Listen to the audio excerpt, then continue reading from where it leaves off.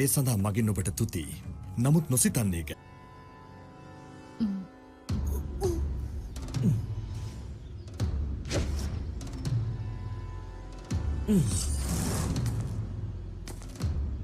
ක්ෂිලාවේ වෙරළට ප්‍රවිෂ්ට වනු ඇති.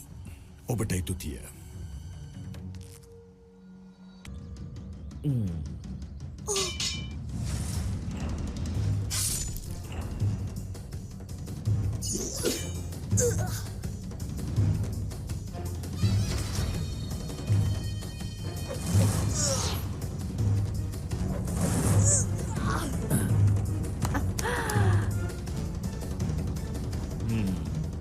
හිටි හැටියේ දැන් රාජමාතා හෙලෙනා සියාමක්ට පුහුණුව ලබා දෙනවා.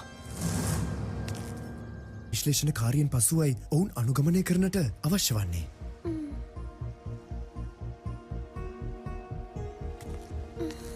සිංහාසනය මත හිඳිනු සඳහා පළමුව මා පරාජය කළ යුතු නිසා. දැන් නුඹ එතන දෙයස්සිපත් ඔසවාලුවත් දසාතිපත් එසව්වත් පරාජයෙන් නුඹගේම වනු ඇති. ජගන්නාථයෙහි ප්‍රසිද්ධ රන්කරුවෙක්. ඔබට ඔහුගේ නාමය කොහිදී හෝ ඇසී ඇතේ? ඉන්දින් මට පවසන්න කුමක් තනන්නද කියා. අපගේ පසුගිය සය පරපුර ස්වර්ණකාර කර්මය කළේ ඕනෑම භූෂණයක් සදවා දිය හැකි.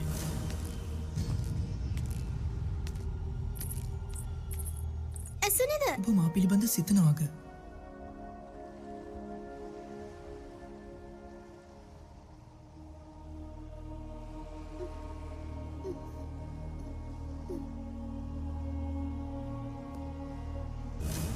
කුමක් දුවේ? ඔබ හොඳින්ද?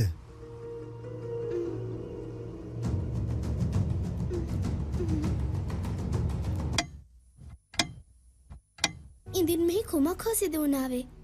මා තක්ෂිත අමතක නොකරන්න. මෙහි කුමක් හෝ තිබෙනවා.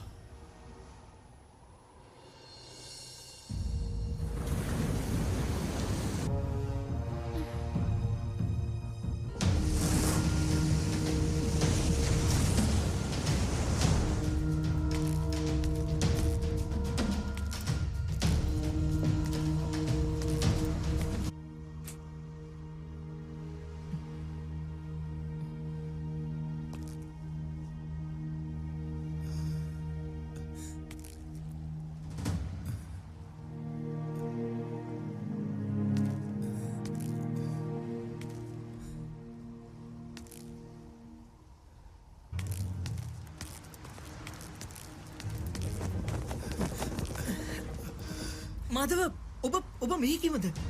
ඔබගේ පියාණන් කොයිද? මෝ සම්රාලේ කර්ම චණ්ඩුව මටද බොහෝ දැනෙනවා.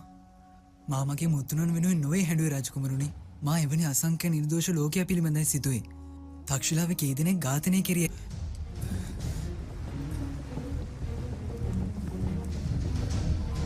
කුමරුනි, ක්‍රූරයින් නිතරම් ප්‍රබල ලෙස ක්‍රියා කරන්නේ එතැනි අහිංසක ලෝදනන් ඉක්මනින් බය භීත වන නිසායි.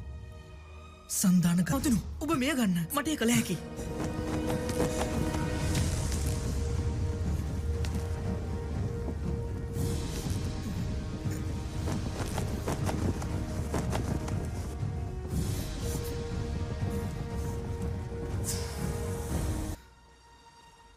ඔබේ නොසිතිය යුතුයි.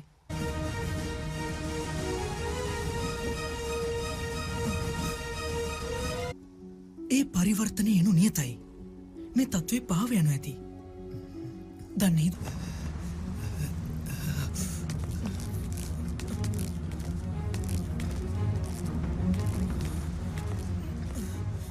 නවතිනු! ඉවතට යනු! ඉවතට යනු! ඉවතට යනු!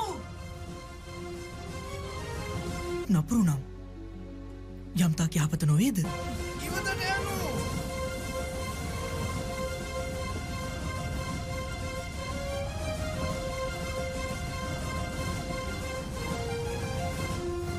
කීචක්ක සිටියද එතෙක් තක්ෂිලාවට නොහැකි සරසනු! නවතිනු! නවතිනු! ඉවතට යනු!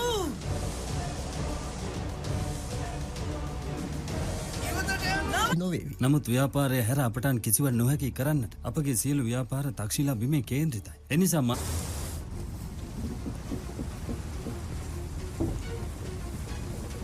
කොටස දිය යුතුයි. කවුරු එතරම් කුරිරු මිනිසොකට විරෝධය දැක්වුවොත් ඔහුගේ දිවියත් අහිමි වනු ඇති. යනු පීනාකුසින් නැතුළනු සෙසු පිරිසමාකීද එලෙසම කරනු යනු!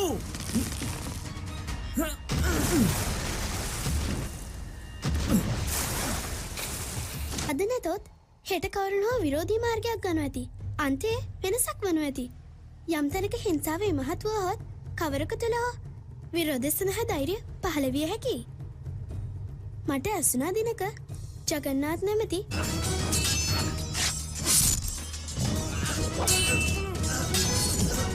ආවිලසම ගියා. කිසිවෙක් කීචක්කට තම ශීර්ෂය නොනව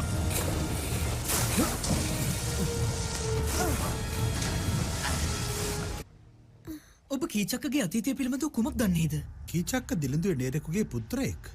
බාල කාලයේ කීචක්කට බොහෝ හිංසාවන් සිදු වුණාලු. නමුත් උග්‍ර හිරිහැර හමුවේ කීචක්ක දුර්වල නොවී බලයෙන් හා සවිශක්තියෙන් නොනවත අතිමහත් අභිලාෂයෙන් සපිරුණා. කීචක්ක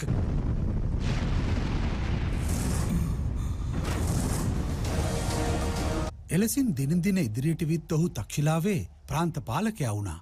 ඔහුගේ සිතේ අහංකාරය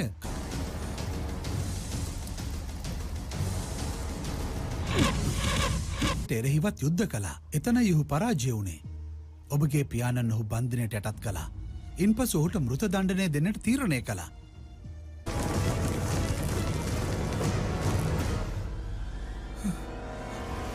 මහරජු විසින් ඔහුට ක්ෂමාව දෙනවා. එවන් මිනිසුන්ට ශමාව නම් යෝග්‍ය නොවන්නක්. කීචක්ක නිසා කෙතරම් පරිවාරය නවතන් කෙරුණෙද. එයින් ඔවුන්ගේ ජීවිත විනාශයට දැමුවා. දන්නෙහිද?